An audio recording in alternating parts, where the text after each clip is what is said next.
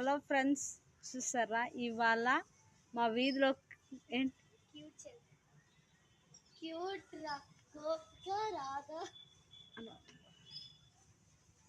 చూసారా ఎంత చక్కగా మా వీధిలో అమ్మాయిలు రెడీ అయ్యారు.